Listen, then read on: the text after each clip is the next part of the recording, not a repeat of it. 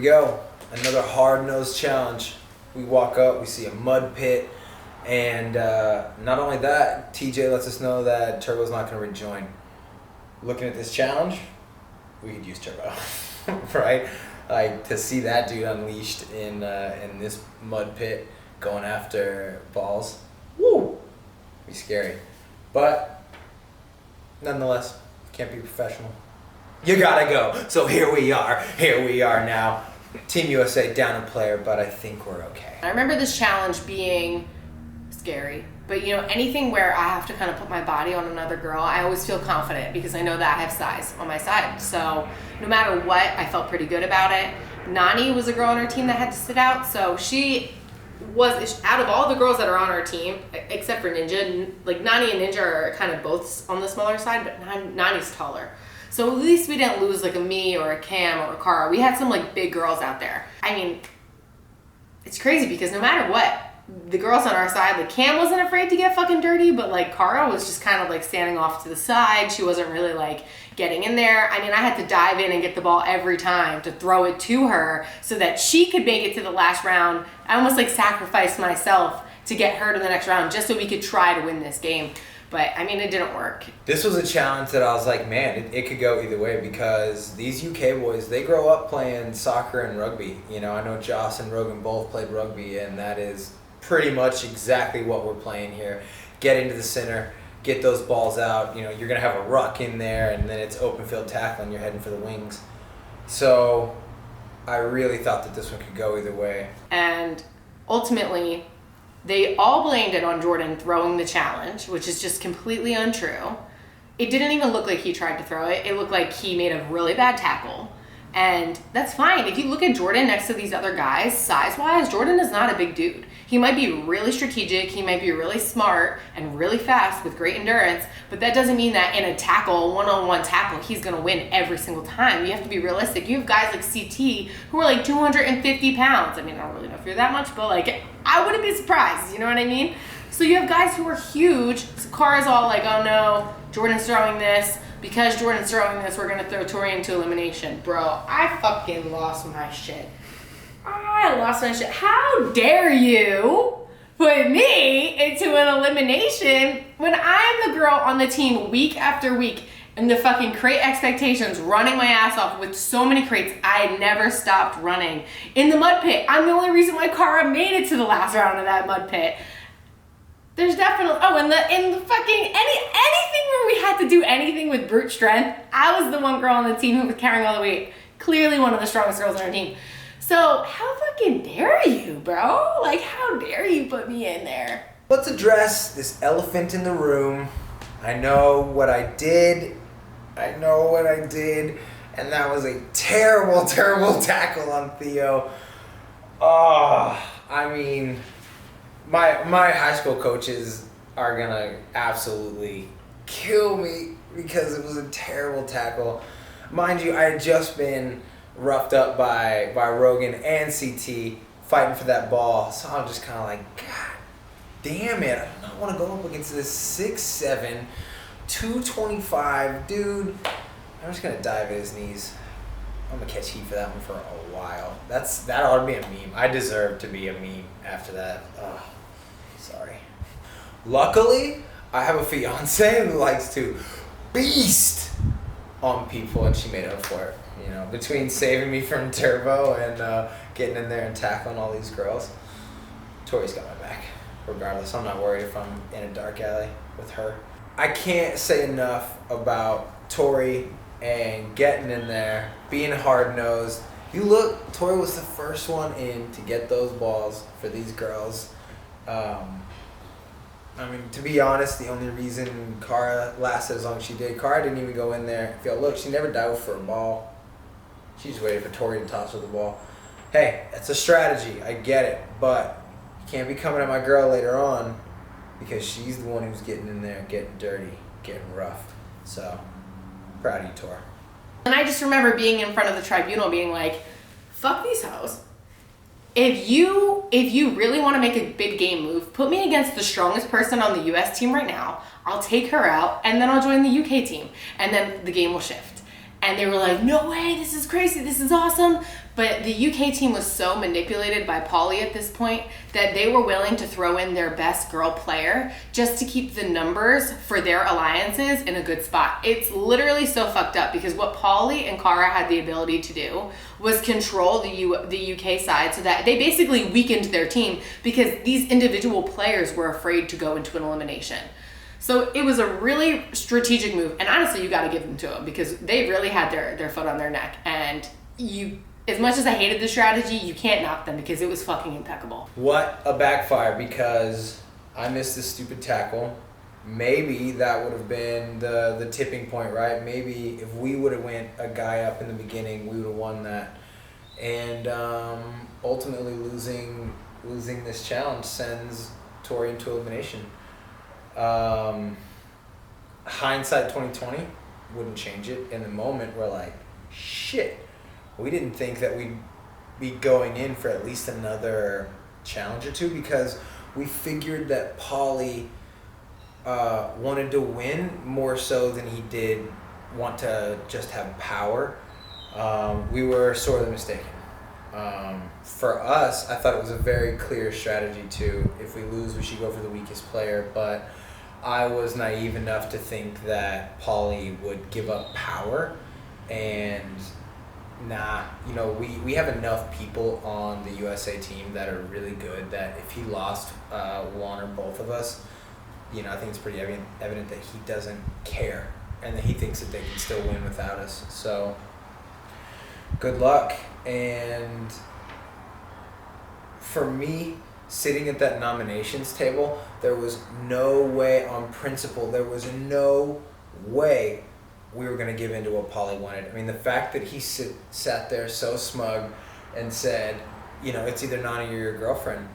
Like, nah, homie, the United States does not negotiate with terrorists. So, no, you can take that decision and shove it. So, if it means Tori's going in, fine. It sucks. I don't want to see that. But do I believe my girl is the strongest girl in this game? Absolutely. And do I think that she's going to beat anybody that goes in? Absolutely. So if now's the time that our number is called to be tested, she's going to go in there. She's going to handle business. And so when I was into that elimination and then Georgia got called down, man, I thought I was going up against Cara or Cam or Ashley. Like, I thought I was going to get somebody good. Unfortunately, I got my friend. And there's just nothing... The fire you feel inside when you're going up against a friend is not the same as the fire you feel inside when you go up against an enemy. You have to pull from a different place when you're going up against a friend because, especially like me, I have a lot of feelings and I care about my friends. So when I get pulled up against a friend, I'm like, yo, where am I even gonna pull my anger from right now? I have to pull it from somewhere. Now let's talk about the most nerve-wracking part of this season for me. And that is watching Tori in this blockbuster elimination against Georgia. Not to mention the huge blindside for everybody that the UK actually voted in their best girl because Pauly told them to. Let's think about that. The UK, who is trying to beat the United States, votes in their best girl because the captain of the USA team told him to. I'll let you guys watch that over again. Just go back, scrub back through, watch over, and think about that. The UK allowed the United States to tell them and dictate what player they put in, and it was their best female player, in my opinion. Kudos to Pauly. I mean, that is some hell of mind control that he's got. And the fact that he's screwed Joss over in the past, swore in his life he wouldn't throw a grenade at him, threw a grenade at him in that final they ran together. You'd think Joss would learn, but, I guess some lessons are a little bit harder. That elimination took an hour and a half. It was an hour and a half of standing in front of a block wall like this, not moving. I couldn't sit down for 2 days after that shit. I couldn't squat on a toilet. I sat right down on it. I didn't care if I was in a bar with pee on the seat. I sat right fucking down. My legs were shot from that. So I just had to kind of push through, and I just remember thinking I was going to lose that elimination because it was really, you just didn't know what was going to happen. I mean, Georgia and I were really neck and neck, and nobody was screaming anymore. It was a really hard elimination to watch. It was just dead silent. And I just remember being like, this is fucking insane. An hour and a half of this for what? And somebody just backstabbed her. And the amount of thoughts that you can think when your elimination is an hour and a half is a lot more intense than when your elimination's a quick, like, hall brawl. Like, the adrenaline's not gone, but it's not the same level that it was at in the beginning of the first 10 minutes. Now I've been in this elimination for an hour and a half. Now I'm relying on strength, honestly, will and heart at this point. Because if at a few points I wanted to just be like, fuck this shit, I'm done. But I just was like, Jordan is right over there. Like, I cannot leave this house knowing that he's here still fighting for this money. I'm like, I need to keep going. And thank God, eventually when it came down to it, they switched up the rules of the game. And they were like, whoever can put in more blocks wins, because we weren't knocking each other off. We were both equally strong, and we were both staying up there. So it came down to strategy, and thank fucking God, I don't know what came over my head. I was like, yo, I just have to count these blocks, because they're not even on both sides. Whatever side has more blocks, I'm gonna push in as soon as that bell goes off. And that's just what I did. I don't know where that thought came from, but I just did it. And I was up 7-6 at that point. She caught on to what I was doing. The next round we tied. And then the final round, we're still tied, 6 and 6 blocks pushed in. And then the last 10 seconds of this round, I didn't even know it was the last second. Some thought came over my head, and it's just like, Tori, get off your side, risk it all, go to the other side and push in as many blocks as you can. And I just tiptoe around, push in all these blocks, and then I end up winning like 10-6. This elimination was one of those eliminations that you're terrified to get, because it almost doesn't matter how physical you are and what your record is. It's all about the luck of the draw. And Tori and Georgia went at it for an hour and a half before they finally had to tweak the rules a little bit, because they were stalemating so much. These two girls were literally warriors out there. You guys know me, can't keep my mouth shut very long, and when it's my girl out there, I'm giving them crap, because I'm sorry, Georgia, I love you, but you was cheating them. You was cheating a little bit. You can't touch the back of them blocks, and you kept touching them, and I had to say something, and I'm sorry, but you can't give somebody 15 to 20 warnings. 1-2 warnings, and after that, it's a DQ. It's a DQ, and that's how it works for everyone else. So that's how it should work here, and I was just very upset that they were giving her so many warnings, when you never know which time that she kind of helped herself. Would that have been the time that Tori knocked her off and won? Could it have been over right then and there had she not saved herself by grabbing the back of the blocks? We don't know. But luckily, Tori was able to think very quickly, get over there, knock those blocks in, and get the win. So